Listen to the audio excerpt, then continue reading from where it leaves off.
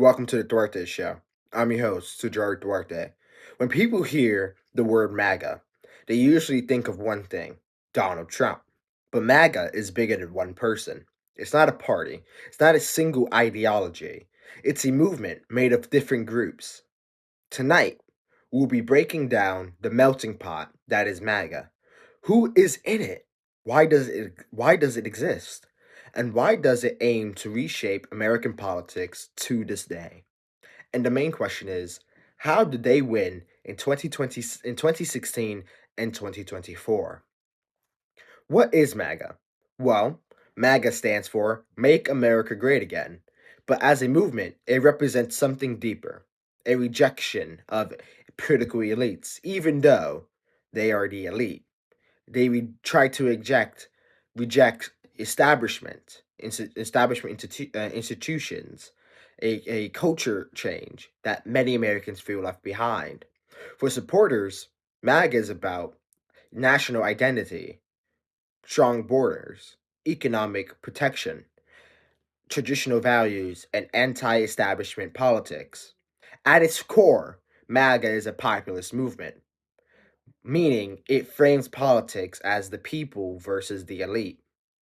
But you have to really think about it. If MAGA is people versus the elite, why is Donald Trump funded by AIPAC?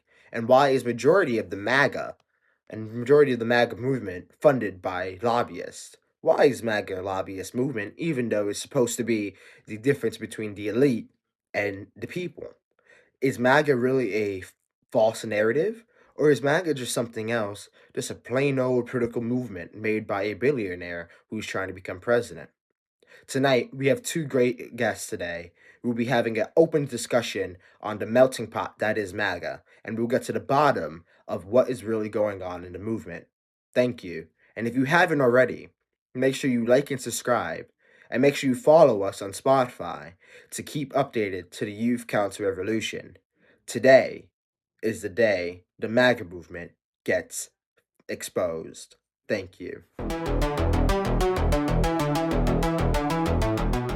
Welcome back to the Duarte Show. I am here with two amazing guests, Sandy Vasquez from episode 4 and Nassim, that is a Hello. new person that will be joining us in this episode. Thank you guys for coming to the show. Thank you. Well, today we're basically talking about the melting pot that is MAGA and AIPAC's influence within our government in our country. Would you guys like to add anything? Yeah, just a disclaimer, the 2025 is a typo. What was meant and, of course, intended to be there was 2026. The slideshow was made a while ago, so props for that. Okay. I would just like to start by saying, I know some stuff, but I don't know everything. So like, I'm just here to learn and like give my input as much as I can. So yeah. All right. Well, well, well hello. Can I? Can I? Oh, we're having technical difficulties here. This thing is smooth. Okay. All right. Well, this is on our agenda. We're going to be talking about the symptoms of chaos, dehumanization of individuals, misinformation of the public, setting the puppet, Israel first, America second, Trump and his dictator wet dreams.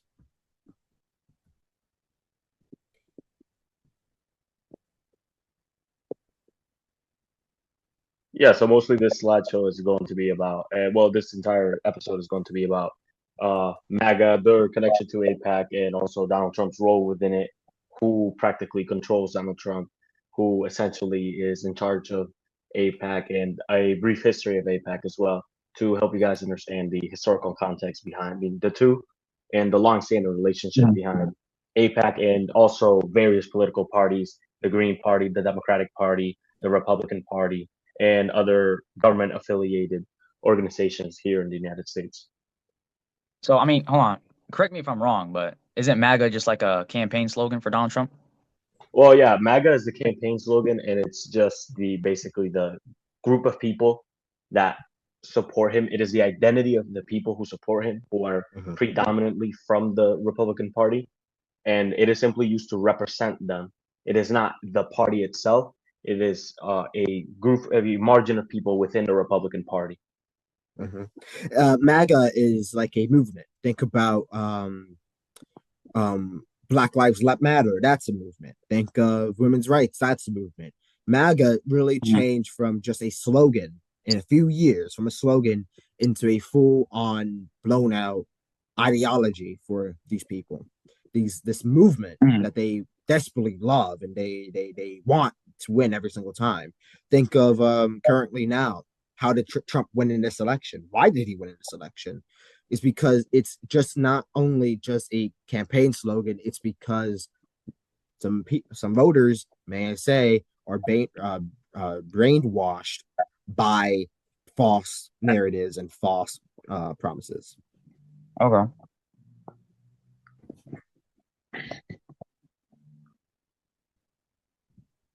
Well, meet the people of chaos. Donald Trump, the puppet of Israel.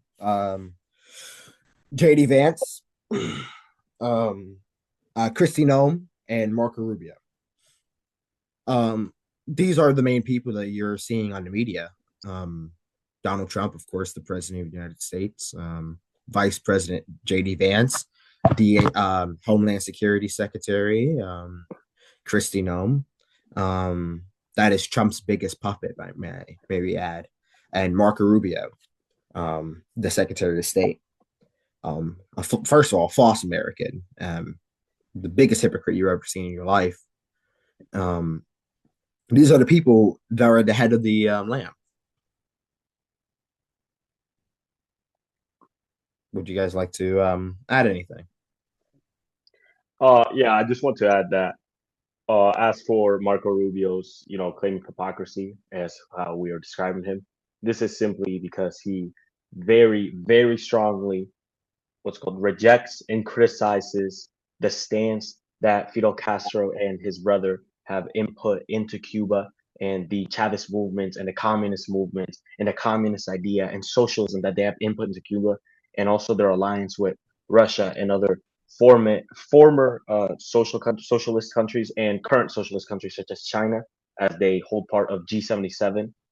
And what is funny about this case is that his family came to the United States. They came to Florida. They came to Miami to escape the regime of U.S. backed Fulgencio Batista, which was a dictator of of Cuba prior to Fidel Castro.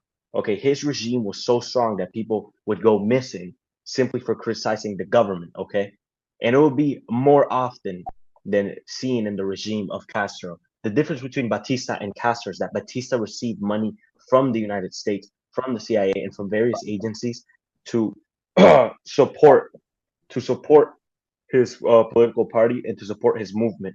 And with that money is how he sees control. Castro, basically what he did, it was he took his shirt off and he fought alongside the people in the Cuban Revolution and established himself as president, as dictator, because at the end of the day he was indeed a dictator. And he established various worker movements right in Cuba, and he did a lot of things, good things, and obviously a lot of controversial things, things that weren't as bright, things that weren't as great. I don't support exactly communism. I don't support exactly socialism. There are good things that we can learn from socialism. There are good things that we can learn from communism. But as everything else, we must take what is good and discard what is bad. I believe that Marxism is great. I believe that Marxism is incredible. This incredible topic, this incredible idea that we can take from and that we can input into a Marxist libertarian society with a obviously a form of democracy by honoring the people, allowing votes, by allowing ballots to also democratically elect our leaders. But I also believe that we should have a socialist economy with a wealth cap and a redistribution, what's called policy, so that we assure that no person has influence over the lives of others, no person has control over the lives of others. And at the end of the day, what we have to essentially remind is that no matter what position they hold in government, no matter what authority they hold in government, we do not work for them. We do not listen to them. They work for us. That is why we elect them. They are our employee. So yeah, that is something I wanted to add. Mm. His family escaped Cuba from U.S.-backed dictator Fulgencio Batista and his terrible authoritarian regime, and yet he criticizes the very thing that the Cuban people fought for. Okay, they fought for Castro to be in power. And yes, there are many Cubans that now criticize the state of Cuba. But we have to understand, we have to see the full picture, we have to see the context behind it. Cuba would not be in the economic slums that it currently is. It would not be such a terrible country as it currently is if it weren't for all the US backed sanctions and the US allied sanctions that have been input economically Huh? on Cuba, the Yeah. trade sanctions, everything. Okay, Cuba has been isolated. And the worst part about Cuba is that it can't necessarily go directly to war or necessarily go directly into a trade standoff with the US because at the end of the day, Cuba is a small island in the Caribbean. Yes, it is backed by Russia. Yes, it is backed by China. Yes, it is also affiliated with the Democratic People's Republic of Korea. However, it is just an island. Any attempt of further rebellion, any attempt of further upstanding against the United States regime, okay, over Latin America, I mean, over Africa and over other countries in Southeast Asia, okay, anything else that they do will simply result in heavy, very heavy Mhm. military presence from the United States. They will practically go there and obliterate all they need to do. They will go there and they will be rid themselves of the Castro-backed regime. And that is all I wanted to add. Thank you. Thank you. Well, this is a little more detail onto um, the Masters of Chaos, President Donald Trump, President of the United States. It's funny to say. Now we can say President of the United States of Israel. He is heavily endorsed by AIPAC. For the people watching, AIPAC is a lobbyist group that funds politicians to propose pro-Israel policies or pro-Israel legislation or anything that has to do with Israel. That if Benjamin Netanyahu or whatever his name is really agrees with, they would want that politician to do so. Well, Donald Trump, as you can tell, received a buttload of money just from AIPAC alone. That promotes moving U.S. embassies to Jerusalem, and promoting the Abraham Accords. David Vance, the personal toy of AIPAC. Um, he he's not. Let's just put it like this: AIPAC across the people, the puppet, the heads of the Masters of Chaos are all funded and all bought and paid for by AIPAC. There's no all transparency. JD Vance, funded by AIPAC. Marco Rubio, funded by AIPAC. Christy Nome, the one that shot the dog. Let's keep that very clear. Um, Funded by AIPAC. Donald Trump, there's no need to say it, but President Trump is funded by AIPAC. Over $230 million donated to him alone. And if you want to go to the exact penny, 230,473,622 and possibly 5 cents were sent to him. Marco Rubio is the biggest hypocrite of all. He wants to put America first. He was claiming to do that back in 2016, and now look where he is, just getting funded by Israel left and right, doing whatever Benjamin Netanyahu says, doing whatever he is wanting to say. This is what we're seeing in our country. Politicians across our nation are funded by this organization, and it really comes to differ what is going on in our politics. And like, why is it like a big cancer in a part of politics? It's just simply sad. Yeah.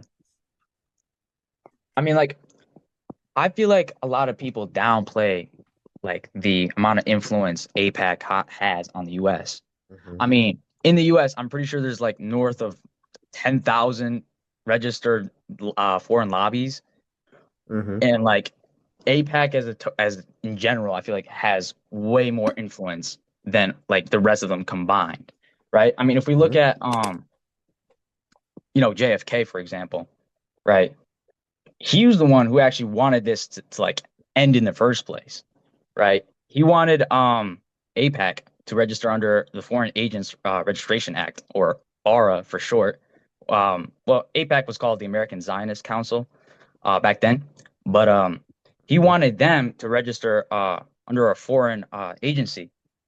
And I'm not gonna allude to anything specifically, but less than a year later, something happened. Right. I mean, it's So clear. yeah, basing ourselves off of that, we are going to get into that, which is a very interesting story, and not to also, infer or try to insinuate something, but it is, I do as well find it rather strange that on the same day that Mm. the ACC finally gave in to the pressure of President Kennedy's demands, and they finally registered under the foreign agent, as a foreign agent. Uh, JFK was assassinated in Dallas, Texas. Yeah. So wait, I'm pretty sure, correct me if I'm wrong, but AIPAC or the American Zionist Council like kind of prolonged the registration and before they can actually, because I mean the whole thing in general was to it was aimed to like increase transparency regarding foreign influence on U.S. politics. So it was basically meant to make this more of a an open thing and less secluded and secretive. And so yeah, after they prolonged it, so and so happened.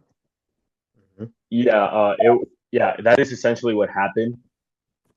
President Kennedy had been pressuring them for years and years upon end for them to finally register as a foreign agent, which, by the way, a foreign agent back then and currently is practically a lobby or group or person who is associated heavily with a foreign government Mm. and who is working here within the United States as a proxy for that government, meaning they receive orders from that government directly. And you guys can check this out. You guys can look this up because it is factual. It is within the law of the United States. Anyone registered as a foreign agent receives orders from a foreign government, which tells them what to do, what they want done, and what they have to do in order to achieve it. Mhm. So once you're registered as a foreign agent, you have to disclose all of your actions, the reasons Mhm. behind it, the financial decisions that you make, the transfer history, and you have to basically put everything out to the public, and everyone will know what your end goal is. You have to explain to people, not Yeah. to people, but to the U.S. government. You have to disclose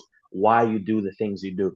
Now, the ACC obviously didn't want to do this because they were sponsoring politicians. Back when it was the ACC, obviously it was less and less, but JFK saw the potential. They saw how much they were increasing in power. They saw how much what's called influence they were gaining, and he knew it was not something good for the American people and for the United States government. He also wanted to what's called be rid himself of the CIA because, as in his own words, he claimed that the CIA dragged us into secret wars and simply caused chaos within the country. They caused coups in other nations. They caused so many other things. Now, yeah, and we'll obviously get into that. We'll get into the ACC. We'll get into AIPAC. We'll get into Palantir. We'll get into Israel connections, and we'll discuss specifically it's called the Republican parties and MAGA's affiliation with AIPAC and with Palantir and with these other with Israel and these other nations. We will also discuss other parties as well, such as the Green Party and the Democratic Party, and links that have been to basically every political person and every what's called affiliated politician that has been connected to AIPAC and received donations from AIPAC. So yeah, let's Well, just keep going with it. If you're good, or if you have anything else to add, TJ, mhm. then we'll be glad to hear. Well, there's one thing that's clear. In our country, we are always been a two party. Well, not always, but in recent times, we have been a two party system. I believe personally, our country needs a new party. We need a party that is one going to reject the actual establishment that is AIPAC. Two, not be the top 1% of elitists in our country, owning all the money they can. And three, actually being for the people. Because what we're seeing right now is both parties have at least 50-50 in Congress, right? Not 50-50, but there's more Republicans who are funded by AIPAC in Congress than there are Democrats. But it doesn't excuse the fact that you are being funded by a a lobbyist corporation, a corporation that wants to push pro-Israel policies. That I'd rather put Israel instead of put Israel first instead of the United States. I mean, look, Israel, mind you, I just want to make this very clear to the viewers watching at home that Israel did bomb one of our ships before, one of our Navy ships. Oh yeah, yeah. I know what you're talking about. Yeah. And you know what the US response was? It's okay. And they patted them on the hand and they walked the other way. If it was anybody who wasn't funded by or who that wasn't a big fan of Israel, they Had it would been a have wiped Muslim out, nation, huh? had it been a Muslim nation, we would have gone to war Exactly. with it. If it was Iraq, for example, if Iraq did Yeah. it, they would have wiped out Bush, may I add, would have wiped out Iran. I'm sorry. It's time for us to say the truth. There was no weapons of mass destruction in Iran. Yeah. Iraq, sorry. There was no weapons of mass destruction there. We wasted taxpayer money, and we risked American soldiers' lives from just going overseas to find quote unquote weapons of mass destruction. If it was any Arab or Muslim country, they would have been wiped out from the map. I'm We pretty sure when the ship destabilized. was hit. Yeah, go. No, you can go. Okay. I'm pretty sure when the ship was hit, it was in Israeli waters. And Mm-hmm. when they hit the American ship, like they try to blame it on Egyptians or something along the lines of that. And then they kind of like as they were like the ship wouldn't sink or something. And Mm-hmm. the people on the ship ended up surviving, and then they were told not to tell anything of the tale. But then later on, it eventually got leaked, and yeah. Look, So it's yeah, very frustrating. it was the USS Liberty, what's called Yeah. ship during June 8th, 1967. It was during the Six Day War, and there was not only an Israeli aircraft but also torpedo boats that attacked the USS Liberty, and it was because it wasn't even in Israeli waters. It was in international waters off the Sinai Peninsula, and they killed Oh, okay. 34 Americans, which included 31 sailors, 2 Marines, and 1 civilian, and wounded Mm-hmm. over 170 more. Now, first, what they did was they simply circled the ship, and then they started attacking it with rockets, cannons, and napalm. And then after Mm. that, they attacked it with the 3 motor torpedo boats, and they launched at least, from what we know, 5 torpedoes against it. Now, one of them struck the starboard side, which by the way, if you didn't know, is one of the most important parts of what's called especially major ships, and it created a hole over 40 feet in diameter in the hole. So what's called the Yeah. crew, the way that they maintained control was that they simply went through evacuation plans, and they kept people in one area of the boat as it was slowly sinking, and then they used lifeboats to get the most people out. Now, of course, they weren't able to solve anything. Oh, okay. Now, they claimed, and as Nassim was saying, Israel claimed that they misidentified the ship as the Egyptian transport El Qasir, That's and crazy. they claimed it was due to communication failures and a quote unquote fog of war.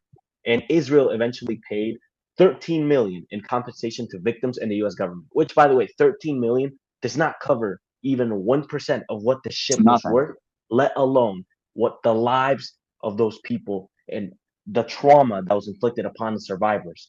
Now, what's it called? Now, the U.S. did nothing in return. Obviously, they simply took this money and they allowed it to happen. They continued living their lives.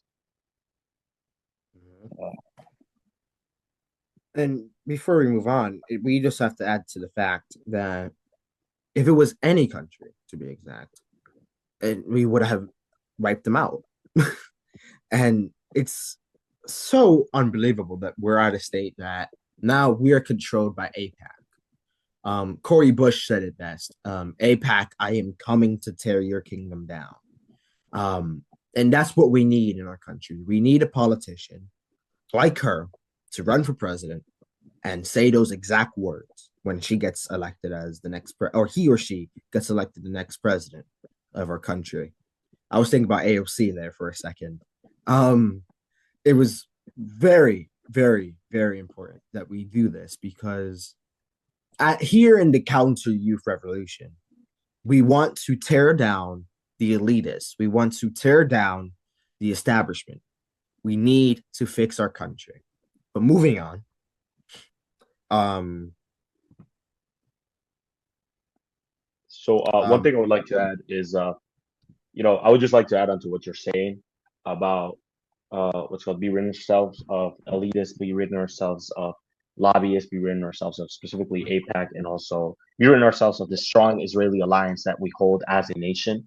And in order for us to do that, we would have to go against the will of a lot of politicians. Because at the end of the day, we have to understand these guys receive money for a living from these lobbyists. Okay. They will fight with all that is worth. Okay.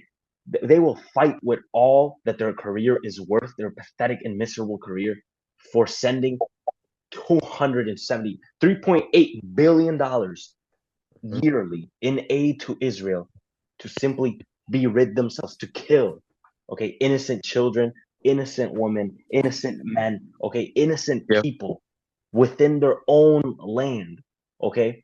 Israel is not a nation that should exist, not only theologically, when in terms of the Bible, the Talmud, the Torah. It is also not, and the the Quran. It is also a nation that should not exist historically and also, of course, ethically. Okay, it is not a nation that just has a right to exist. And I am not trying to say this in an anti-Semitic way. I love my Jewish brothers. I love people of Judaism. Okay, I appreciate them. What I do not love, what I do not love, and what I do not like is not anti-Zionism. I'm sorry, that was almost what I do not like is Zionism and also unorthodox Judaism, okay? Because at the end of the day, the Talmud is simply a collection of rabbis during extremist times, times of violence, and times of wars. That, of course, when you are in times of war and times of violence, when you are being ethnically targeted, you will spread words of hate. You will know nothing better than to spread words of hate towards your oppressors, okay? Unorthodox Judaism, okay? And by orthodox, by definition, orthodox simply means the what is believed to be correct of a religion. Unorthodox Judaism, preaches and praises that. For example, we as a people, the non-Jews, are goyim, are cattle, and that we are not worth more than they who are allegedly God's chosen people, okay? And yes, this is also things that are discussed in the Torah, but with different contexts, okay? In Orthodox Judaism, we are a people obviously not equivalent to them because they believe they are God's chosen people because they are all the descendants of Abraham, who was the first Jew and believed to have established a covenant with God. That is on their belief. Okay, we cannot disrespect that. That is what they believe, and we have to abide by it. Okay, we have to not abide by it, but we have to tolerate it. Okay, now, in Orthodox, now they don't believe that we are worth less than them. They don't believe that we are cattle. They don't believe that we are animals. They also don't believe that they have the right, as quoted, of course, in the Talmud and also now removed parts of the Torah. They don't believe that a Jew has the right to convert a non-Jew to Judaism by performing circumcision on him so that he can establish a covenant with God. No, they do not believe that. They also do not believe the extremist belief once held within the Talmud that a Jewish man can have sexual relationships with a girl as long as she is 3 years and 1 day old. No, they do not believe that. Okay, and we have to understand there's a big difference between anti-Semitism. There's a fine line between anti-Semitism and anti-Zionism. Okay, we cannot cross that line. We have to know we are not neo-Nazis. We are not people who praise the ethnic cleansing and wiping of a group simply because we dislike their beliefs, or not their beliefs, but a belief of a sect, a percentage of them. Okay, we do not support that. What we stand for is the destabilization of Israel, the restoring of the land of the people of Palestine, and also what's called, and also the beridding of the belief of Zionism. Okay, Zionism is a belief that's mostly spreaded during the 20th century, what also ties back to the 19th century. And one of its biggest landmarks, one of its biggest what's called milestones was when the founding father of the European Union, okay, and I had to check his name. Okay. Give me 1 second, please. Mhm. Okay, Robert Schuman. It was when Robert Schuman, the man who practically founded the European Union, released his book, Their Practition. Okay, Mhm. and what he preached in this book, what he preached in this very extremist book, is that they would promote the mass emigration. They would first destabilize Muslim nations, and they would promote. And by the way, guys, if I'm incorrect on the name, I did have to search it up. I do not remember it by memory. If I'm incorrect on the name, please do so. Correct me. Please do your own research to the viewers. Please do not take my word for it. Research it yourself, and what's called also research the book that I mentioned, Their Practitioner. What's called, he himself preached that what needed to be done was the destabilization of Arab, African, and Muslim nations so that they could bring mass emigration of what he called Negroids, Arabs, and also Asians into Europe so that Europe would lose its national identity. He also believed in the establishment of the European Union specifically so that there would be more laws of what's called each nation's individual culture, so that then they could all make them one weak, fragile group of people that they could herd easily. This way, that they could have Europe under its command center, and they could essentially make Europe do what it needed. So, what is the parallel to that? Exactly what they constructed here in the United States: a mass global militaristic power who is affiliated with that command center, Europe. And by the way, NATO exists, guys. The United States is heavily associated. It is within NATO. Okay, it is a member of NATO, the national, the North Atlantic Treaty Organization. Okay, they are a part. They are a member of NATO. So what do they have? They have a command center, and then they have their little toy. Okay, their little proxy, their biggest proxy. Okay, that they can simply use and send them to war into any nation they need to destabilize that country to get what they want. So, what is the end goal, okay, of Israel, which are led by non-Hebraic Jews? Something we also have to understand, led by Khazarian Jews, Ashkenazi Jews, Sephardic Jews, people who are not Hebraic by blood. Okay, people Yep. who, what simply happened is during the Jewish diaspora, they came to these regions, they mixed in with the people there, and then these people who are not Hebraic, from, they are not, Mostly Eastern Europe. yes, they are not from the region of where Judea once stood, or even where Galilee once stood, where the land of the Canaanites, where the land of the Philistines, okay, Palestine, where Palestine is and has been for over 1,000 years, for thousands of years already. Okay, they are not from this region of land. They are from a different identity, a different ethnic background. And what ended up happening is that they adopted this belief. Okay, they obviously they adopted the religion, which is perfectly fine. But then they promoted this belief to keep themselves and to establish themselves into power, simply using their Jewish identity as an excuse. You know why? Because it is easy. If you implant an identity of a group, a ethnically targeted group historically, within anything wrong Yep. that you do, and you mask it as that, okay, what will happen? Extremists will form. Okay, we saw what happened in Germany. Okay, we saw what they did.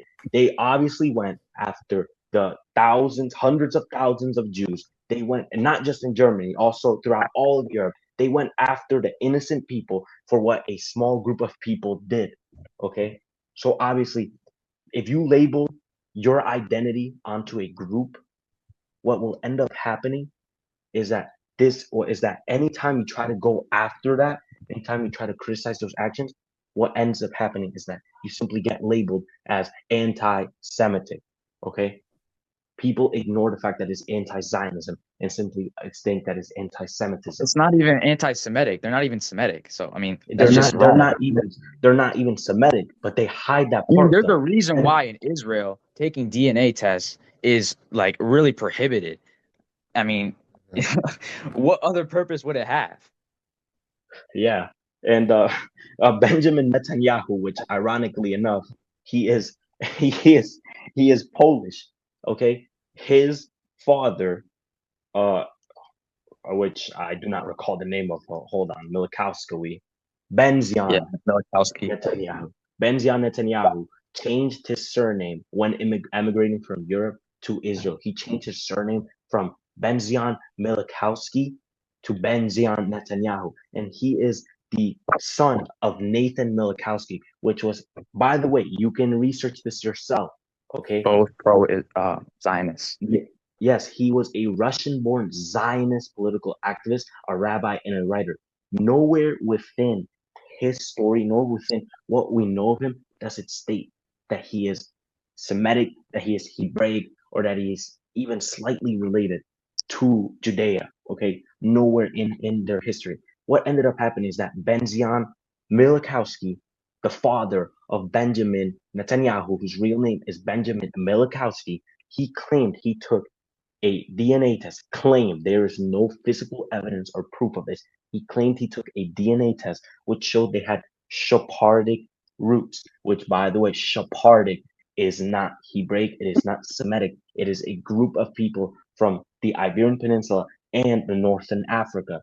Okay, meaning these people are not in any way related to this. They simply support this belief of Zionism so they can establish themselves into power. And that is what ended up happening. The people who are the most in power in what's called in Israel are not even truly Israelis. Okay, they are Khazarian Jews, Ashkenazi Jews, Sephardic Jews, and so much more. So what they did is that, of course, the command center, Europe, okay, it has to be rid of each national identity. It has to weaken down the nationalize the nationalities as to weaken all of that down. So what they do is that they go and destabilize, and which is what we've seen, okay, with Iran, Iraq, Afghanistan, so many other nations, okay, Burkina Faso, Sudan, currently what has been going on in Nigeria for now decades and decades, okay.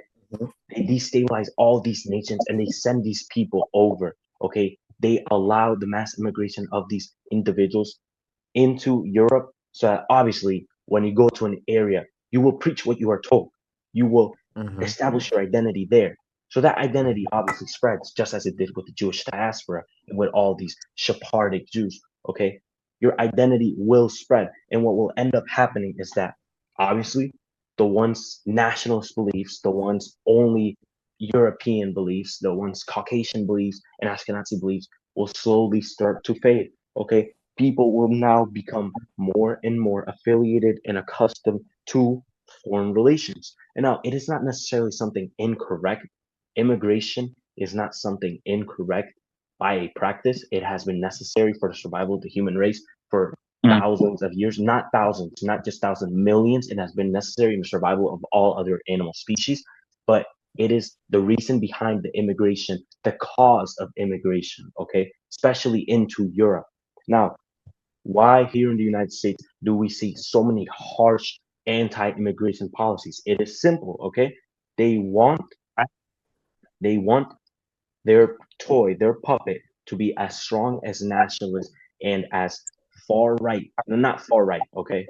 Not far right. That is not what I intended to say. And as extremist as possible, whether it be far left or far right, okay? Because at the end of the day, when you are an extremist, you will end up turning into a fascist, whether you like it or not. You will end up believing your identity is superior. And so that is something that has to be clarified. And what's called, as to what you were saying, that we needed to be rid ourselves of elitists and all these other lobbies and groups. we also have to understand that in order to do this, we have to go against what we believe is democratically correct.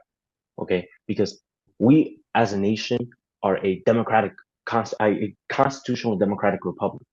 Okay, we only take some principles of democracy. We do not allow all of them. Okay, because we elect people to represent us. Obviously, that is what a republic is. We Yeah. elect and appoint officials to represent us in foreign and also within our local affairs. Now, in order for us to be rid ourselves of those people, we'd have to go against what the U.S. was established and founded as.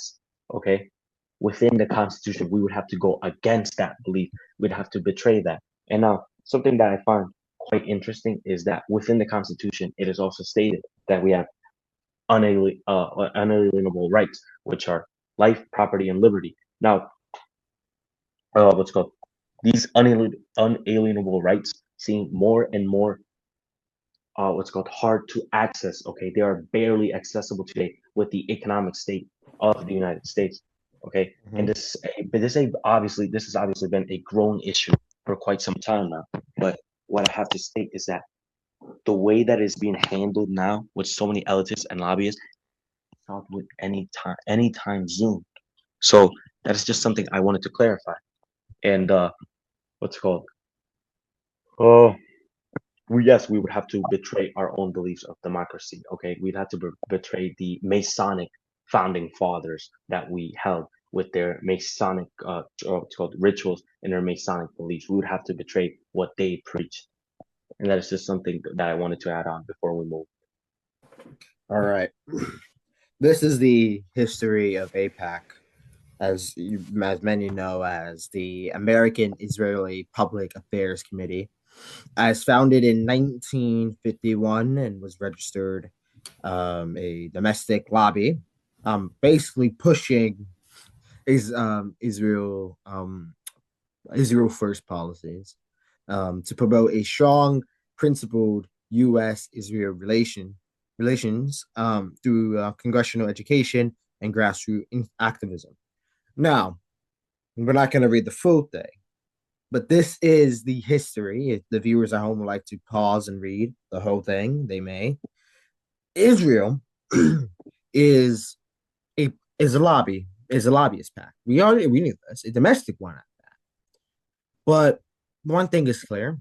Um, Today, AIPAC has transformed into one of the biggest and most powerful and wealthy um, policy lobbies in the United States, directly funding campaigns like Donald Trump's, or I hate to say this, but Hillary for Kamala Harris and many others.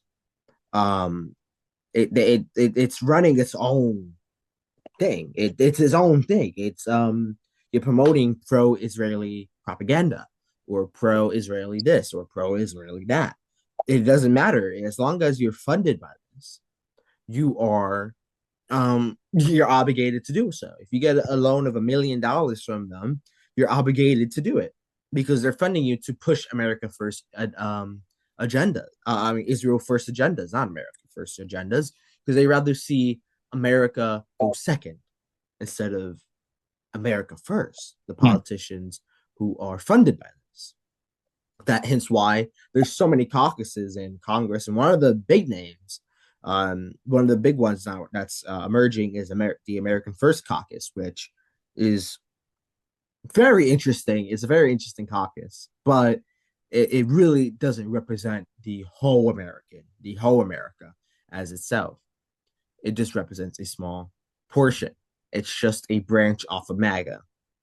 But we have to realize that AIPAC donates over like trillions of dollars to every single politician to make sure Israeli propaganda or Israeli policies get passed. Now, it's time for the big show, the big man himself. And this is a topic where, okay, we had a president that was against, and told AIPAC before it was um, before it changed their name, um, We had John F. Kennedy. That was the 35th president of the United States. Um, this is President Kennedy. This is this was a quote 4 months prior to his assassination. The activities of American Zionist Council for Public Affairs, as a registered agent of a foreign government, raises serious questions about the property of its attempt to influence Congress and public opinion in a direction which may be he's basically saying it might not be, and he said it bluntly 4 months prior to the assassination, that this whole American Zionist Council of Public Affairs, aka AIPAC, may not be in the best interest of the United States. Which now we're seeing that John F. Kennedy was correct the whole time. It is very sad that former President Kennedy had to go through the way he did. He tried to protect America. And you know what happened? He got assassinated because he tried to protect our country. It's the same thing that we're seeing with other politicians, that they put up a politician that has no donations to AIPAC. And when their election comes around, and somebody who has a whole bunch of money from AIPAC, now the person that has no AIPAC money loses the election and gets unelected. But there is a glimpse of hope, like Zoran Mondani and AOC, all were elected, never took lobbyist funds, never took corporate funding. Though these are the people that we need in our country to fight against the elite and against these lobbyists. Would you guys like to add anything?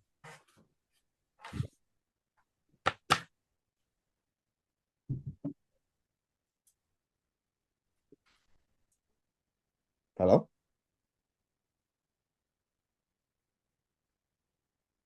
Yo, can you hear me? Yeah. Yeah, we can hear you. Would you guys Okay. like to add anything? Well, I don't really know much about Mamdani, to be honest. I just know that he came from a different country, and he's not like willing to bow down to AIPAC and Israel as a whole. And honestly, it's a bit refreshing, but I don't know if he's really going to have the influence that people hype him up to have. Because, I mean, he can't, for example, right? JD Can't Vance. run for president I or feel vice I president. feel like I feel like JD Vance is like kind of written to become president. And it's like Mom Donnie really he can't do any it's kind of over already, just based off of the precursor that, he was born out of the country. So I mean, yeah, it is refreshing to see a political figure that isn't so swayed towards AIPAC's political interests.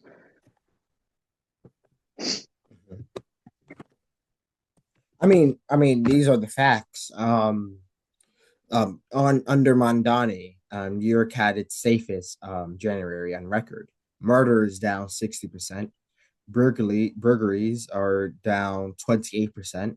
Shootings are down 20%, and robberies are down 10%.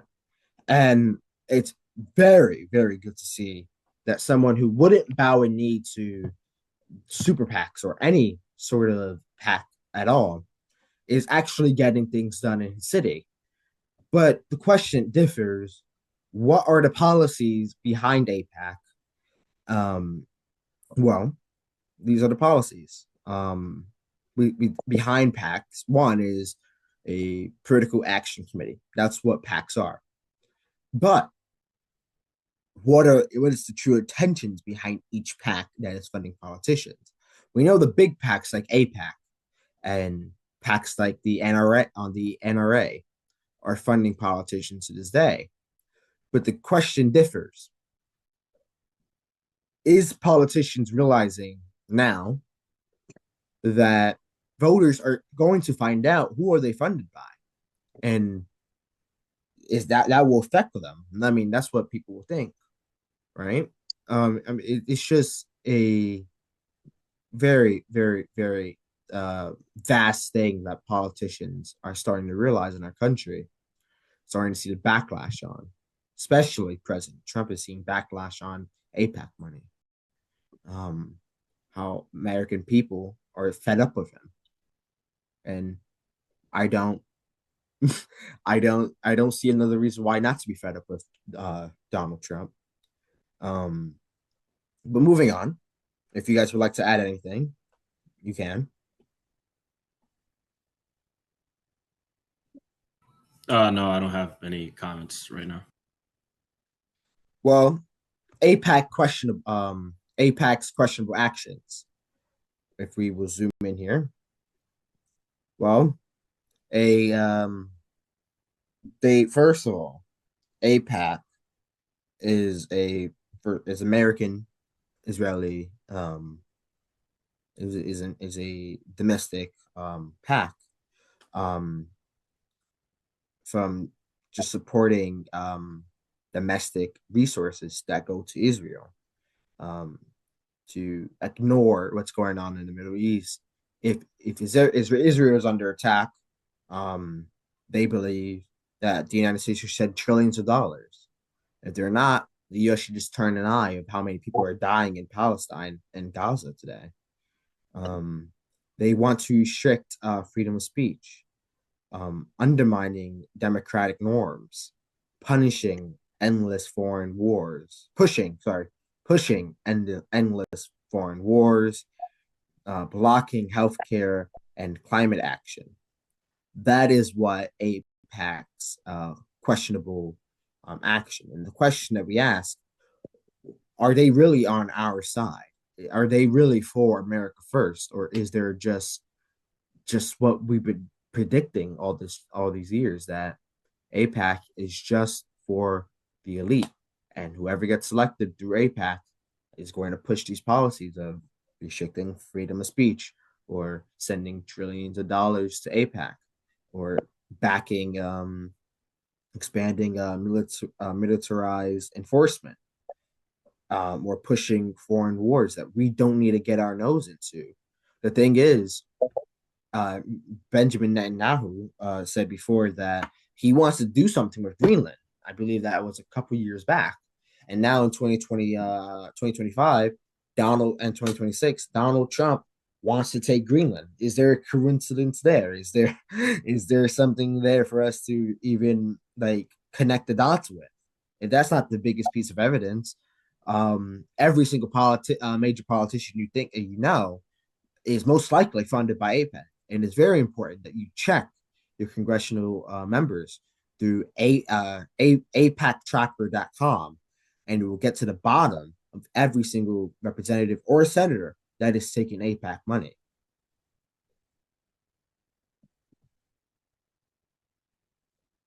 Would you guys like to add anything before we move on?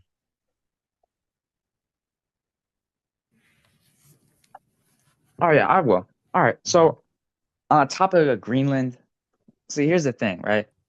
Greenland has its own sort of an like independent governing system, right? Although they are tied to Denmark, they are pretty, like owned by Denmark. They are slightly independent in that sense. I'm not really sure what the end goal is for Trump getting Greenland. I mean, other than the fact I'm pretty sure there was like some naval ships from other foreign countries like Russia and China in those Arctic waters, and he just wants more control over that region. It's really not that smart to do that, and I'll tell you why. So, what's it called? Going in for Greenland is gonna mess up so many foreign affairs. Like, I'm pretty sure the UK. Hold on, let me look it up so I don't give you any wrong information here. Um,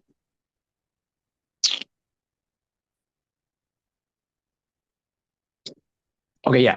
So the UK, Norway, and Canada in the European Union as a whole spoke out against the U.S. after the U.S.'s attempt on Greenland, or like want to get Greenland as their own, and it's really not that advantageous from a holistic perspective, just purely based on the U.S. Like, if you want U.S. first, I don't really see what's the main like, how do I put it? The main advantage to it, because there's really none. I mean, Denmark is supposed to be an American ally, and here we are betraying them for what? You guys want to add anything to that? Yeah, I just wanted to say the amount of acts and counts of violation of another nation's sovereignty and their territories and commonwealths has just been heavily increasing. Historically, it's been something common here within the United States. It's been a common action by the United States and other nations as well. Not to divert blame from them, but within recent years, and obviously within Donald Trump's presidency and term, it has been heavily increasing. I mean, it's one of the very first things he did. We hit the new year and we invaded Venezuela and took President Maduro. It was just quite a way to start our new year.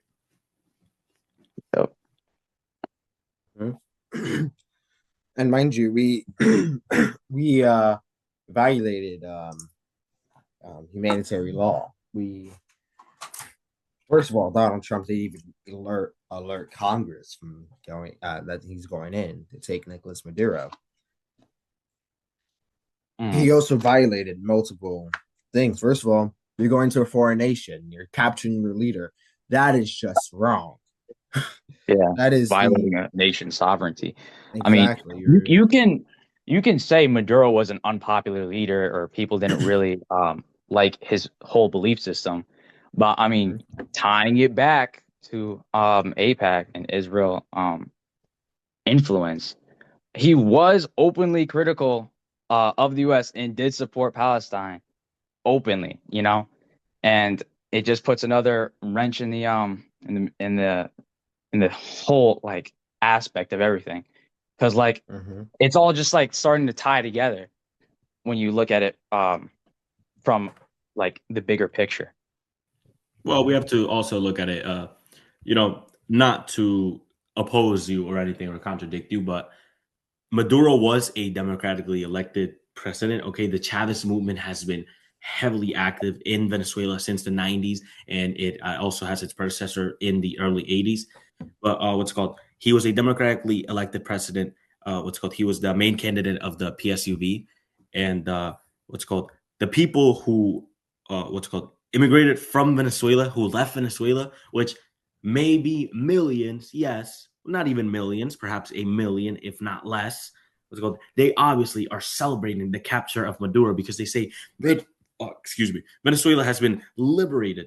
However, we have to understand, even though it is a million or less than a million, 800,000, 700,000, this group of people are less. Okay, they are simply a percentage of what the vast majority of Venezuelans believe. That's why there are heavily active protests in Venezuela to free President Maduro and the First Lady, okay? Because they wish for their president to come back. Venezuela's economical decline is not something that can be simply blamed on Maduro. It is something that has been heavily active ever since the U.S. placed sanctions on Venezuela during the 90s, during the early 2000s, during the 2010s, and now also during the 2020s. Okay, they have historically and constantly placed sanctions not only on Venezuela, but on any nation that opposes their views and beliefs, okay, which by coincidence happen to be communist nations, socialist nations. And now I don't mean to justify some of their actions. Obviously, there are great things they have done, but a lot of these essentially get lost in, they forget what the essence of Marxism is about, which is the empowerment of the people. And they establish communist Leninist, okay, this is what it's called, Leninist beliefs, authoritarian states, okay, that they control the capital. Now, obviously, Venezuela is a different case. You can own a house in Venezuela, for example. You can own property. You can do different things in Venezuela. It is a socialist nation. And of course, it is in economic shambles, but it is for the same reason. They have what's called they have economic sanctions placed on them, and not only that, the moment they rid themselves of British and American petroleum companies that extracted their oils and then they sold it for their oil, and then sold it for thousands while it's only paying them pennies per barrel. Okay, the moment they rid themselves of them, the sanctions increased, they intensified, and then once Maduro was captured, what's the first thing that Donald Trump did? Well, not number one, he flexed it on his Instagram and on his other social medias, such as Facebook, and also on his own network, Truth Social. He flexed it as an immature 18-year-old flexing his first paycheck from McDonald's. Okay. And then he simply went and negotiated the future of Venezuela. Okay. Venezuela's main resource, and that is petroleum. He negotiated what? Chevron, with Chevron, with what's called Mobil, with other oil companies, which were all, by the way, branches, which are all now branches of what was once the Standard Oil Company, and are all related and tied to the Rockefeller Company, which tie back to the Greater 13 families and their 33 global sub branches, which tie back to the Orsini and Colonna families, which, funnily enough, they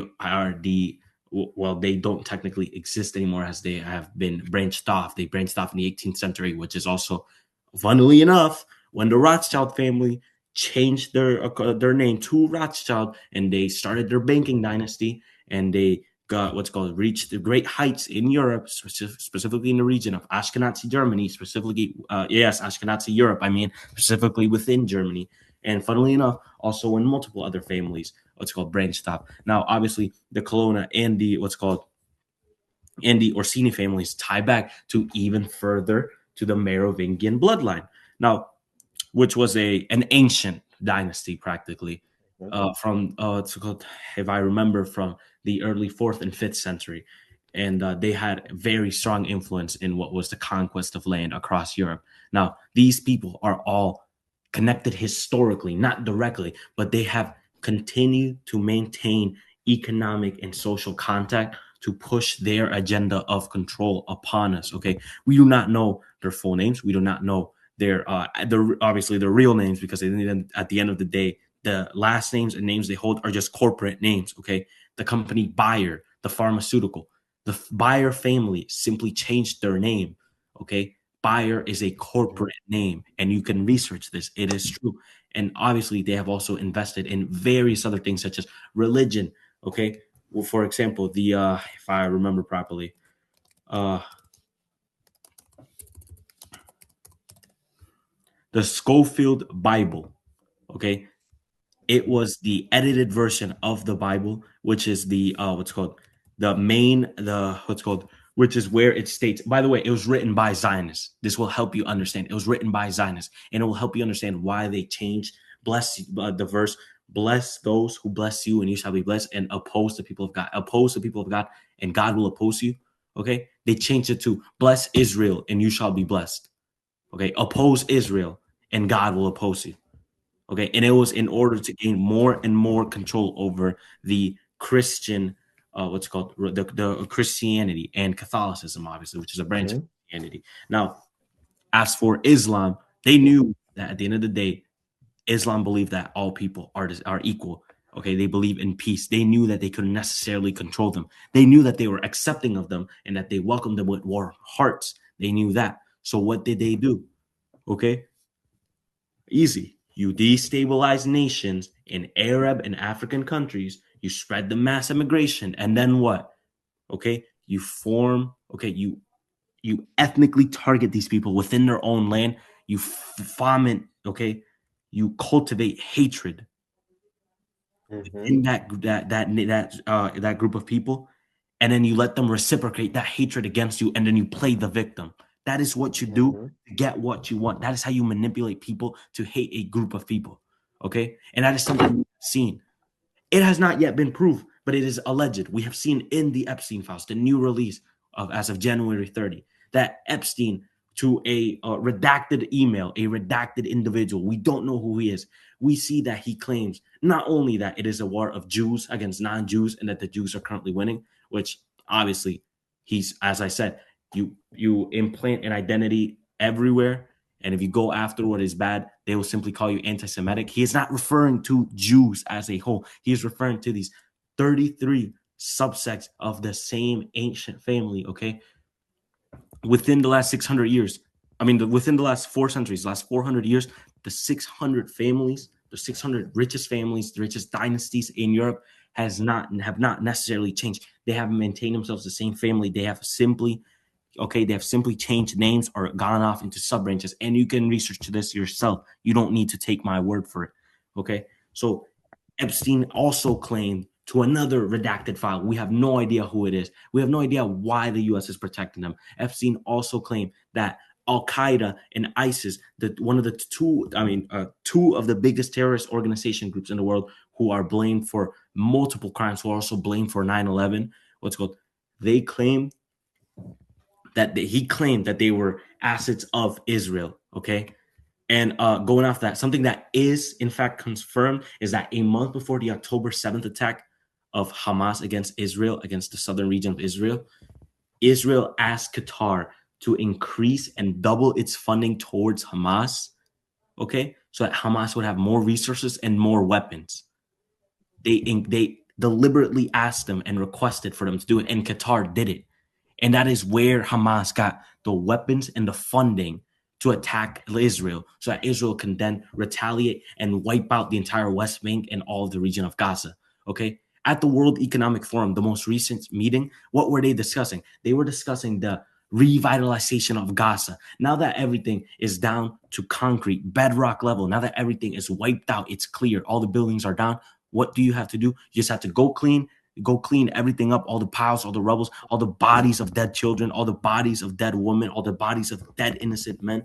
Okay. You go clean all of that up, and then you have a perfect clean slate of land where you can make anything you want. And what did the World Economic Forum present? They presented a metropolitan city based on the West Bank of Palestine, based in Gaza, so that they could have a perfect city looking out to the ocean, to the view. Okay.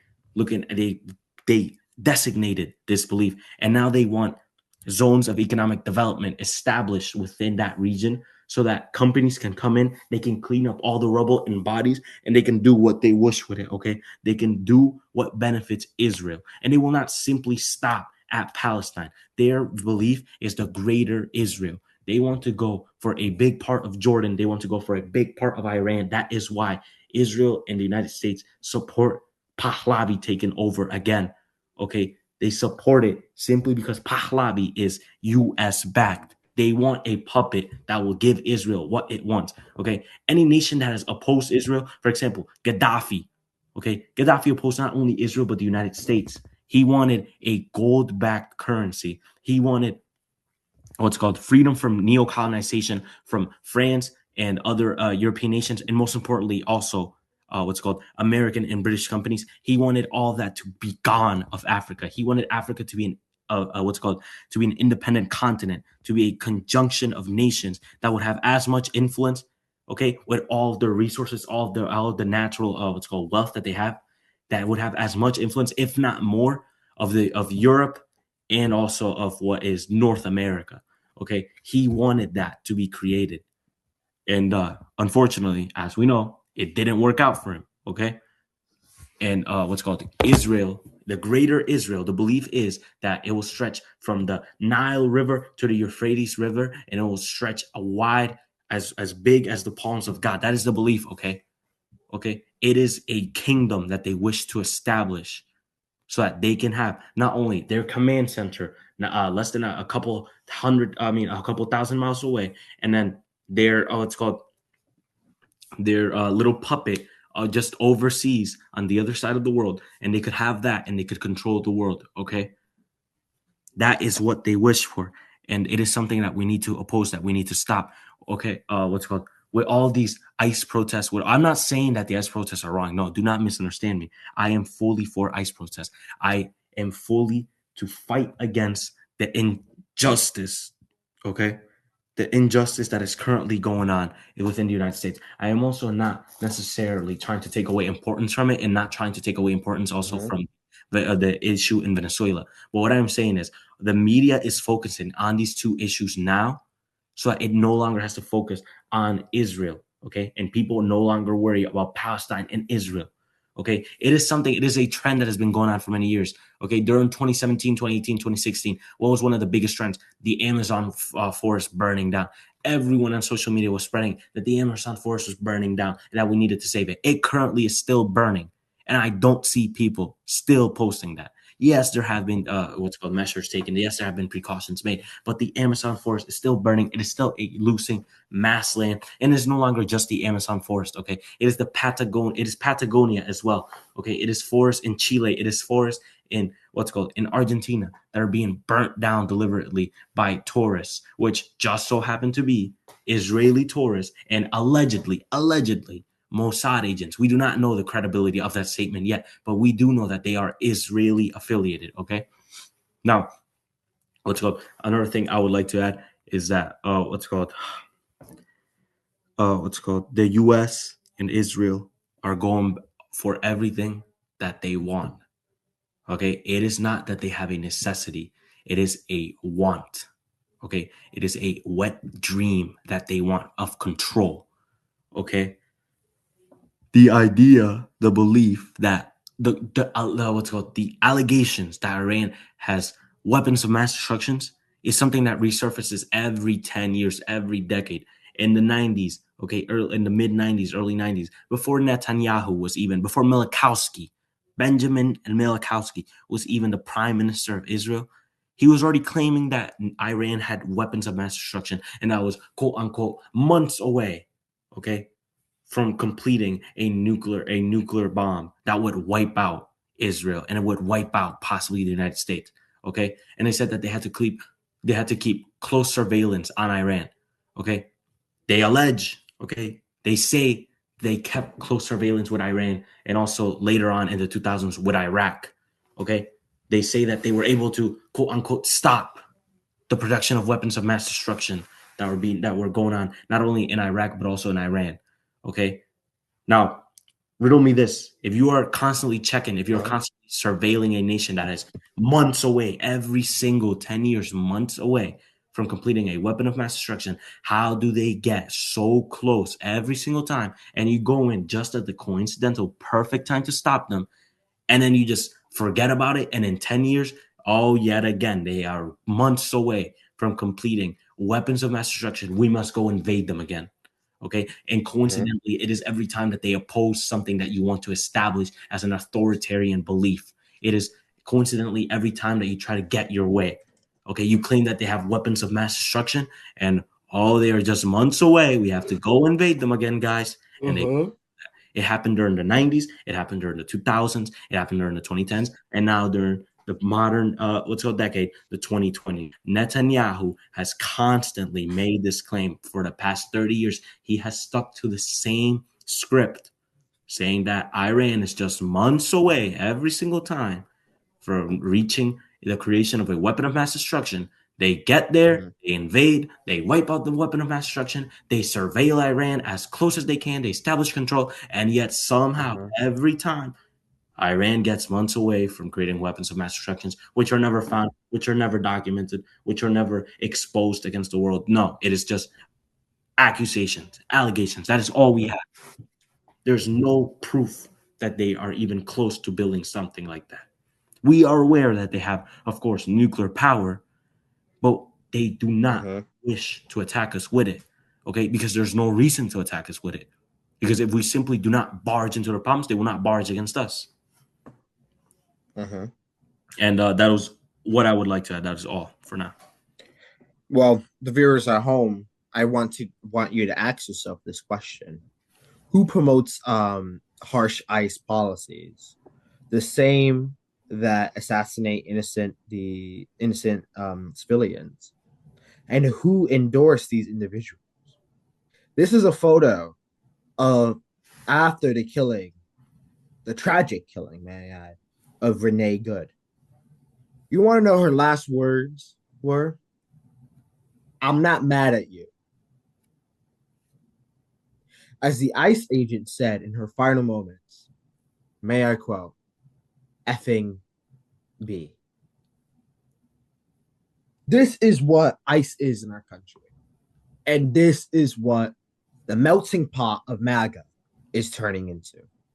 Public assassinations. She was in her car. She was in her car, and a doctor wanted to get to her before she died. They denied her any help. She stopped breathing after a couple minutes. In her car, there was no bullet fragment. They shot her through the driver's window, claiming she was a domestic terrorist. This is what people should be angry about.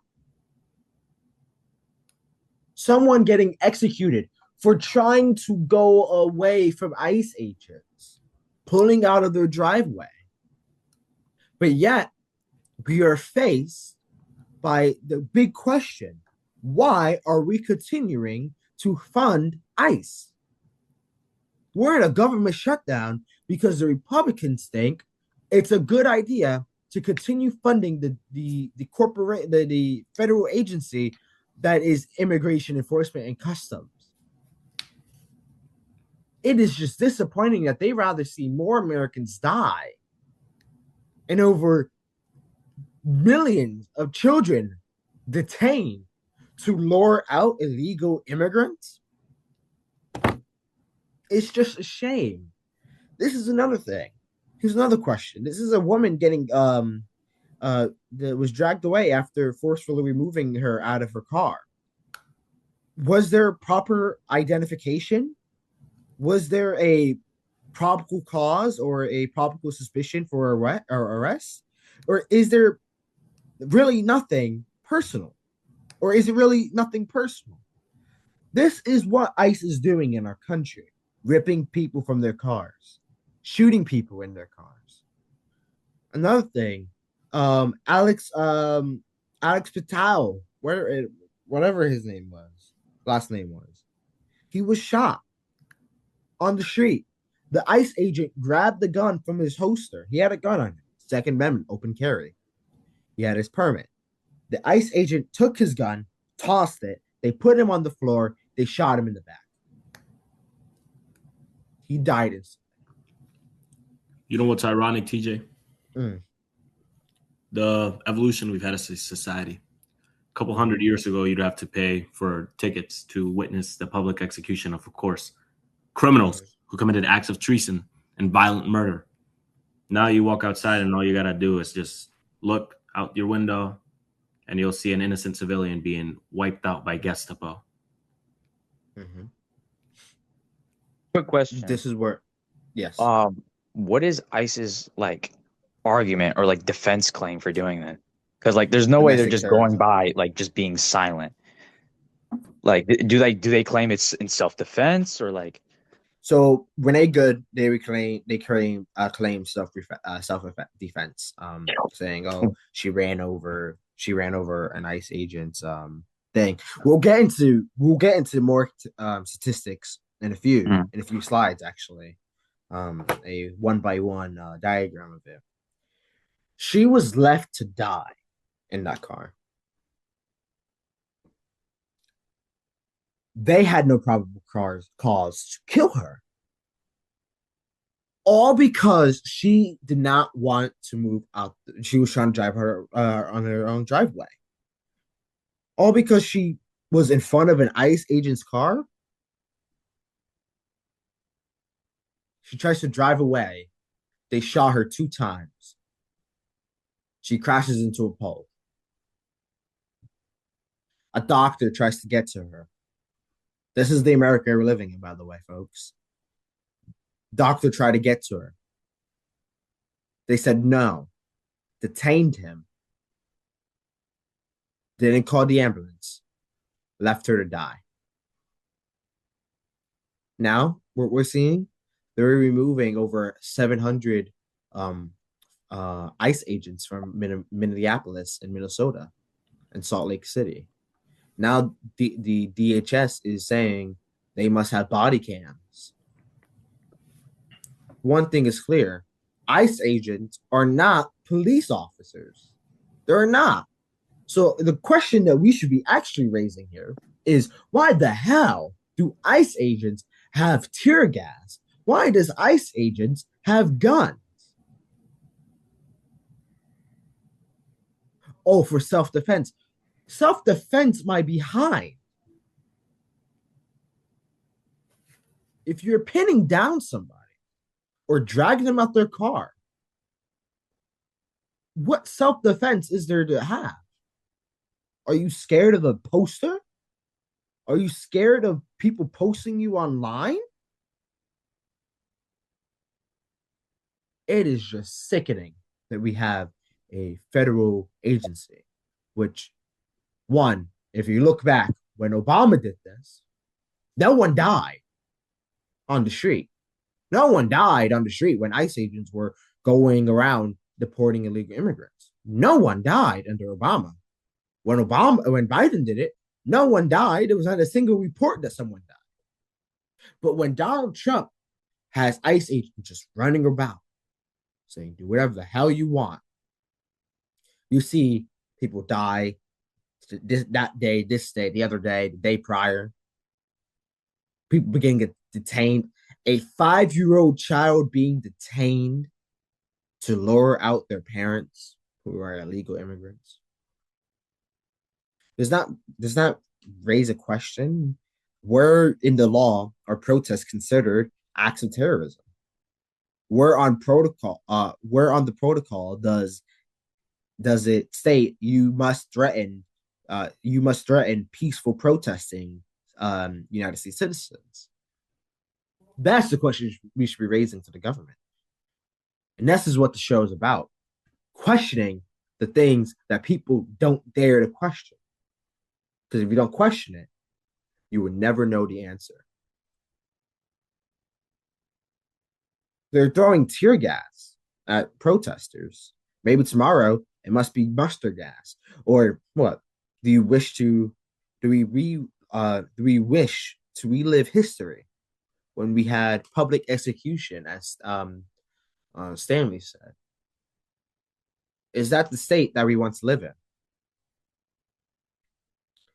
But people say it was an act of self-defense. The woman attacked him. And now this is where Nassim and Stanley, this is where we get into the full detail. This is Renee Good's car, the Honda Pilot. Don't know what model, but this is the Honda Pilot. This is where the ICE agent, supposedly, this ICE agent got ran over. Do you see the direction of this car? The direction of this car is nowhere near of where the ICE agent is. And in the video that we cannot play in this episode, he backs away. He has his gun in his hand. He shoots the top of the car. This ICE agent shoots her. Then shoots her again as she tries to drive away. The direction of the car is going this way. The ICE agent on the right here moves back. This one is even harmed. Her last words were, may I quote, "That's fine, dude. I'm not mad at you." His response were, well, the ICE agent's response were, "Effing B. Shot her. She died." Like, what do we, I want to ask both of you, what do we think about this? Is this the type of country we want to live in? I mean, yeah, just based off that diagram, it looks like totally unnecessary. I don't know. No, guys, we have to understand. He may be Gestapo. He may be evil. Okay, he may be the SS. He may be in support of a dictator. But she was an innocent woman, and that's way worse. We have to outweigh the consequences here, guys. That is what the first book of MAGA says. Mm-hmm. It is kind of similar to a God Fall. She was an American mom. You just have to turn on the news to find out someone else got shot by ICE.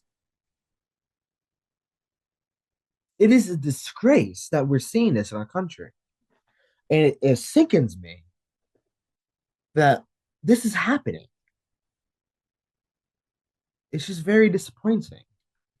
Now, there's a puppet of two evils, you know? The connection between AIPAC and I hope I say this correctly. AIPAC and Platini Palantir. Palantir, thank you. And where the Trump administration falls. That's where, in between these two connections right here that are highlighted, is where the current administration falls. And honestly, it's just disgusting what our country's going to. Let me just give a quick explanation of what Palantir is. Palantir is the tech company that manages multiple firms and metadata and analytics, of course, and they are the pillar for the CIA, the FBI, and many other government agencies. They are practically the technological pillar of the Pentagon and of the U.S. government, and they were established after the 9/11 attacks so that they could that they could help the U.S. with cybersecurity attacks and all of that. But Palantir is also heavily associated with Oracle, which by coincidence, they bought TikTok and now they have control of even more metadata. They're also associated with Meta, which is the company that manages Facebook, WhatsApp, Instagram, Snapchat, and so many other companies. And they are also heavily associated with Alphabet, which is the company that manages Google. So really, all our data is within their hands, and they practically study and analyze that data, and they sell it to so many other companies. They sell it to AI companies. They sell it to technology companies. They sell it to advertising companies. And that is how, for example, when you are out and about and you say, oh, I want to buy a bicycle. You wait a few minutes. You open up Facebook. Oh, what's that? Go to Facebook Marketplace. Bicycles near you. Oh, that's interesting. Or if you search up, for example, the Communist Manifesto, and then you scroll for a bit, you search up what it is, you research it, search up who wrote it, Karl Marx and Friedrich Engels. Then you open up TikTok, which, by the way, since they're separate apps, they shouldn't have a connection. Then you open up TikTok. What do you get? Communism on your feed. So that is essentially what they do. They sell your data. They keep track of your data. They know everything about you. To them, you're nothing but a number. You are nothing but an asset. You are not a human life. That is what they are. I mean, no, you brought up a good point. So, who owns Oracle? Well, Larry Ellison owns Oracle. And who owns Meta? So let me just get that out of the way. Who owns Meta? Mark Zuckerberg. Mark Zuckerberg, right? Who owns Alphabet? Larry Page and Sergey Brin. Yeah. What do all of those people have in common? Jewish. Yep. So I'm saying, like, it all connects back. And we want to point out here that we are not anti-Semitic. We're just against of our data. And if you watched my previous episodes, I did criticize that America has a censorship problem. That is the thing we have. And also in my last episode, we spoke about the broken state of America and what's really going on in our country. And it's very clear that AIPAC, the American Israeli Committee, Super PAC, whatever you want to call it, is really the ones in charge. Well, here's a quote from Peter. I'm not going to try to pronounce his last name. I suck at last names, but I have, Peter Thiel. Theo. Okay, Peter Thiel. I have always had this strong sense that there were that there yeah they there were things I could do uh through technology that I could do through politics. Technology is one of the ways to escape from politics, and you can't change people's minds by arguing with them, but you can give them new facts, new tools, and a new environment. Well, You know, ladies and gentlemen, mhm. it's funny. I don't wish to fall under the anecdote bias. I don't wish to be I mean, not anecdote bias. I don't wish to fall under the anecdote logical fallacy. I don't wish to be biased. But just recently, as Oracle took over TikTok, I have a private TikTok account, of course, which it was only for public for a while as I posted one video, did pretty decent, 32.8 thousand views. And then I set myself to private, and I sent an individual a message, one of my friends, and I said, we started discussing Israel and their activities. And I said, quote unquote, I hate Israel. And it didn't let me go through.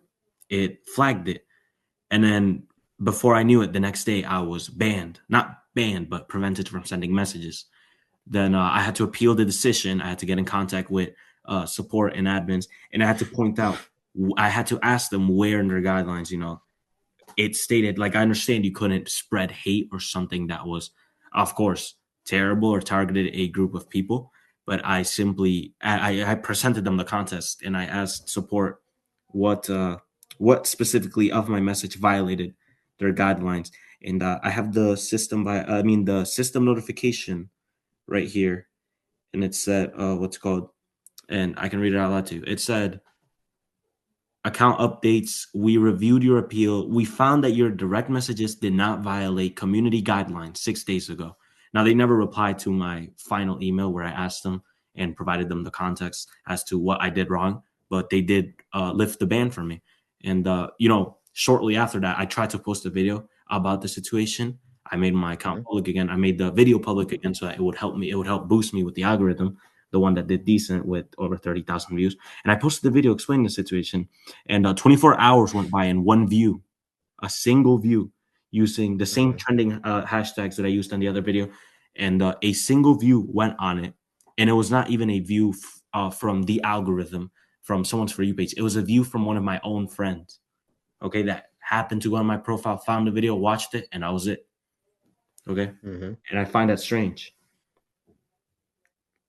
And I felt the same way. I made a video about how both Hillary Clinton and Kamala Harris lost to Donald Trump, but there was a suspicion that they may have not actually lost the election, and that video was posted. I waited a minute, no views.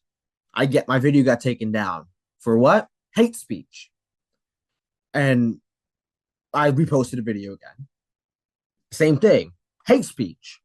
So it's really, really, really clear that what TikTok is doing, and TikTok is going down this path of, oh, if you speak out about your president or you speak out about your government that we control, that we are a part of, your videos will be taken down.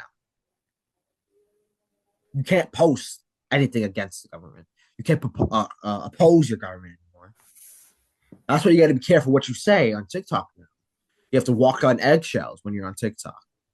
But there's one thing I want to make clear to everyone watching, and before we wrap up this episode, that Donald Trump is a fascist. I know, a shocker.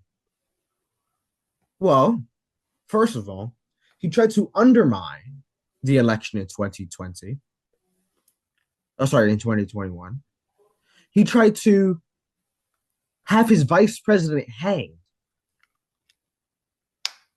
Then when he was asked about it, he's like, they can do whatever the hell they want. He keeps claiming that the election was stolen, and recently went on television at a conference saying, I needed this election for my ego. I needed to win 2020 for my ego. They rigged the election. This is the president we have in office. And simply, Donald Trump is the biggest fascist we've ever seen, and as a sitting president, maybe the first one, because everything that he's doing is against the Constitution. He's using the DOJ to fund himself. He had a lawsuit that he sued the DOJ, and the DOJ settled $150,000 for himself for mental abuse. This is the president we have. Donald Trump says, and I quote, this is from Politico. Donald Trump says, I need the kind of generals that Hitler had. Does that ring a bell to anyone? That Donald Trump wants generals that Hitler had? Yes men that Hitler had? I don't know. Maybe. And viewers at home, you should question it. Question your president. Question the fundamentals of your country right now. Because our country is a broken state. And we only have 2 years to save our country. 2 years. We usually had 10. Now we have 2. Just because our president wants to be the next dictator. And this is what Trump posted on his Truth Social. He posted, "What is next?" And it had nothing but propaganda on it. Significant increase of the creation of it's just crazy that we have a man in office Praising like Hitler, this. praising Yes. the Third Reich, praising the German Empire, okay, praising the Nazi Socialist Party. I mean, Yep. National Socialist Party, abbreviated as Nazi. Donald Trump. Bet you I mean, if it's not in the sauce, then where it's at? That should be the biggest thing that we should be asking. All right. If it's not there, the oppression that AIPAC brings, the oppressed becomes the oppressor. The oppressor. This is what Donald Trump is doing. And it's not a joke that the version of Trump, the vision of Trump, the vision of MAGA, the vision of AIPAC, the vision of Netanyahu,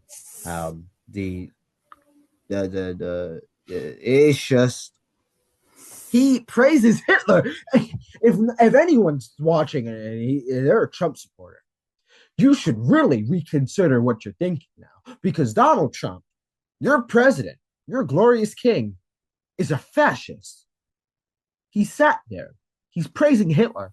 He wants generals that said yes to Hitler every way he can, every way they can. And may I not add, Donald Trump is a criminal.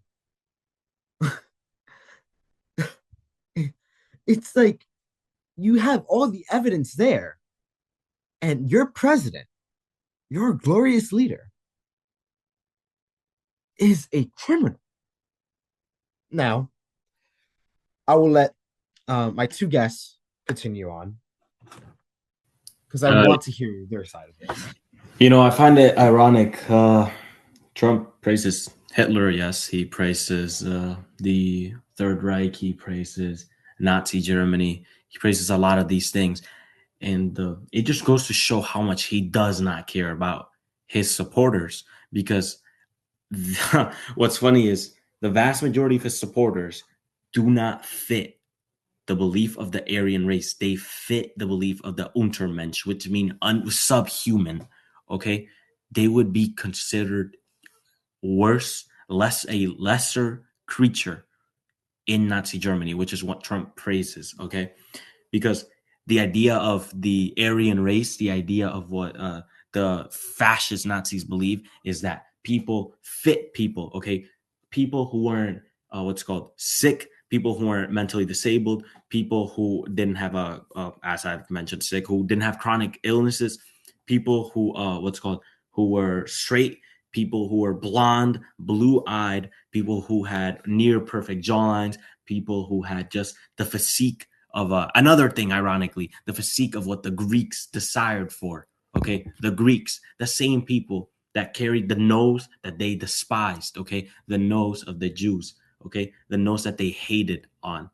Okay, the Greeks, the same people who carried a very similar nose to the very people they hated on, and the same people who did not match their their belief of superior. That is where they got most of their inspiration for the model of of who was the superior race. Okay, they got from Greek mythology the idea of the Aryan race. The Thule Society did that. They were inspired off the idea of Agartha, of Hyperborea. They were very heavily inspired by that, and it is just something ridiculous to think about that the same people who support Donald Trump, he does not care about them. Nassim, would you like to add anything? I just want to like differentiate what we're doing and what Trump is doing. So what we're doing is we're looking to cast light on the problems with AIPAC's influence on American politics. And what Trump is doing is he's just openly racist towards Jews, right? I believe I fully respect Orthodox Jews. I mean, they are anti-Zionist. They don't really believe in the idea of Israel existing in this day. I mean, even in the Torah, it says they should not have their good land until the Messiah comes, and the Messiah has yet to come. So the very existence of Israel goes against basic Jewish theology. So yeah, I just wanted to make that differentiation. Well, these are photos from the Epstein files. As you can tell, this is Epstein's one of Epstein's many photos. But if you look down here, that's a photo of Donald Trump. This is hello. Oh, we're having a little okay. This is Trump and Epstein. This is Melania, if you believe it or not. We'll circle Melania. This is Ghislaine Maxwell, whatever her name is. This is, of course, the guy, Trump. And then this is Jeffrey Epstein. Believe it or not, apparently Melania was 17 in this photo.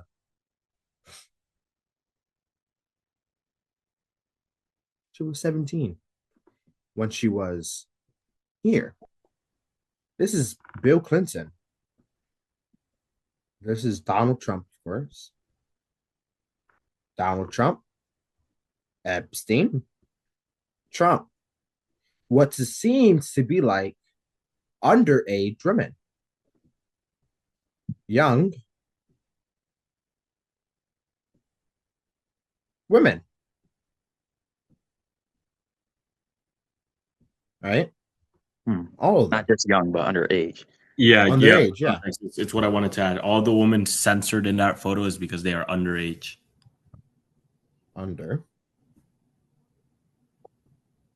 Aged, right? Yeah. So I'll put under 18 in this thing. Right? Oh, that's an awful 8. Oh my god. Jesus Christ. This is a awful 8, but you know, jokes aside, they're all under 18. This is Donald Trump with underage girls, which doesn't surprise me. Oh, may I also add? Oh, all right, it's already circled. But Donald Trump here, a whole bunch of documents here, but this is the same photo, most likely over here, right? But remove. These are some files from the Epstein files. We'll zoom in here. Move. It will be very blurry, but I do have to clarify. To summarize it down, it is a file where Trump practically was a witness and impregnated a 13-year-old girl, and then was a witness and perpetrator of the murder of her newborn child. Mm-hmm. And I believe it's the same. Oh, okay. It's the same. In the same area of the files where apparently Donald Trump threw a baby, in Lake Michigan. Just want to make that very clear to everyone here. There's more files, more and more coming out. You know, there's more, but this is the next step, the next steps of what's going to happen from now forward. We need to awaken the rest of the youth to make them start realizing politics actually matters, and the way of life is controlled by lobbyists and not just a game. 2, we need to revolt against the oppression and envision. And our last step is envision the future. This is what the Youth Counter-Revolution is all about, ladies and gentlemen. We're going to stand up, and we're going to fight and make sure everyone lives a good and happy life. And lastly, we need to protest, get out there. School walkouts are happening. And better yet, I hope our school does a school ICE walkout to show our support for undocumented immigrants, that it should not be deported, or anyone should be killed or, detained without due process. It is very, very important. But lastly, this is the thing. Judaism rejects Zionism. Jewish people, actual Jewish people, are rejecting Benjamin Netanyahu's regime and AIPAC's regime. They want to live free, and the Youth Counter-Revolution is here for that. We're here to set people free. And lastly, before we end here, if you guys would like to add anything, please do. Yeah, it is just I wanted to add on to a brief summary, and you guys could research this yourself. What's called in 1400 BC. In the 1400 BC, the Philistines first came to the land now known as Palestine, and the Canaanites were there before them. Okay. And what's funny is that the Canaanites accepted it and embraced the Philistines, and then 200 years later, the Jews, okay, what is alleged as the descendants of Abraham, the sons of Abraham, they came to the same region, and the Canaanites and Philistines rejected them. Okay, they targeted them. We don't know why, but they simply did not accept them as the Canaanites accepted the Philistines. They chased them down and they chased them out of their land. Now, up until the 5th century, the Canaanites fully immersed and assimilated into Philistine identity. And it was that in the 5th century is when the earliest documentations, the earliest record that we have. By the way, I mean 5th century before Christ, BC, before the Common Era. By 1400, I also mean before Common Era, before Christ. By the 5th century BC, it is the earliest documentation we have of that zone being recognized as Palestine, land of the Philistines. Okay, and what's it called? The Jews obviously came back with help from the Roman Empire. Called? And that is when obviously Judea and Galilee was established. And that is when obviously the Jews began living in what is now known as Israel. And of course, what we have to learn here is that the Jews came after the Philistines. They were chased out by the very people that predecessed the Philistines, that took the Philistines in. The Canaanites accepted the Philistines as their own brothers, but rejected the Jews. Okay, and I don't mean to be anti-Semitic with this. It's just only an example for the the Zionist Jews that believe that Jews have a right to Israel. Not only is there a reason why Orthodox Jews believe Israel shouldn't exist and that they are left to wander the earth until the Messiah comes. But then also historically, they are incorrect. Those Zionists who believe Israel should exist, they are historically incorrect because the Philistines were there before the Jews. Okay, and then the Jews came back with the support of the what's called the Roman Empire, and then they took that, they practically took that land. They formed Judea, they formed Galilee, and then obviously then the Roman Empire became the Holy Roman Empire. They had issues with their banking dynasties, and then they also they exiled all Jews. And it is something that we've seen. Obviously, the Jewish diaspora moved so far and spread so far because they are ethnically targeted for the same recurring issue. A small group of people within them, they are already by definition a small group of people. Then an even smaller group of elites within them, the ones who believe that they are superior, the extremists, what they do is that they try to take power of every single part of everything that they can, and then they simply associate it with Jewish identity. Because why? It's easier for more extremists to come and just blame the Jews than to pinpoint what exactly are the problems. It is so much easier, and that is what has historically happened.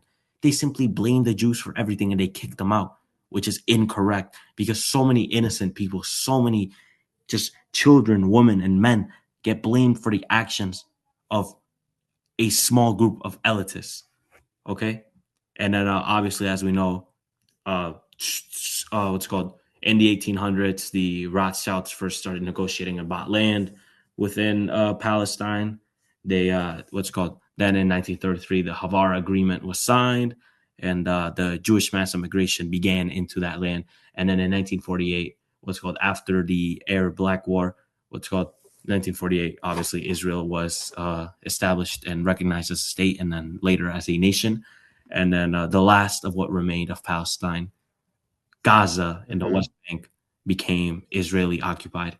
And now suddenly, like I said, that same group of Zionist elitists, that same group of extremist elitists that has existed for thousands of years, they researched, okay? They came back, okay? And what they did is that now they oppress Palestinians, okay? They make them go through Israeli checkpoints. They make them go through all this suffering. They take their land away from them. They surveil them. They monitor them. Everything is just so inhumane. They treat them as real cattle, okay? They treat them as cattle. They herd them from place to place. And that is what I wanted to end up on. Now, obviously, we could expand even more as to what the Rothschild did, the Merovingian bloodline, the Colonna and the Orsini, the 33 sub-branches and the 13 main families. We could expand onto that, but time is running out for obviously the three of us. And that is all I wanted to add. I would like to leave the floor to Nasim and T.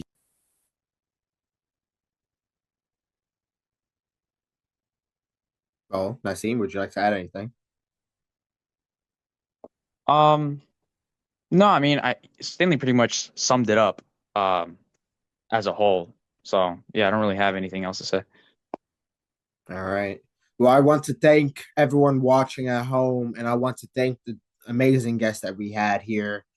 I hope you guys really did enjoy this episode. We